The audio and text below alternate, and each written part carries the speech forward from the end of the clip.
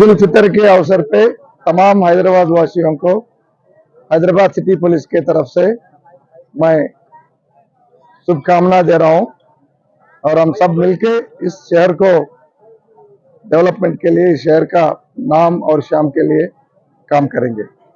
Thank you so much. I convey the Eid Mubarak on the eve of Eid ul Fitr, Ramzan, to every Hyderabadi and especially to our Muslim brethren and everybody. Thank you so much. Eid ul Fitr సందర్భంగా Hyderabad city police తరఫున హైదరాబాద్ వాసులందరికీ, ముస్లిం సోదరులకు, పిల్లలకు అందరికీ రంజాన్ శుభాకాంక్షలు।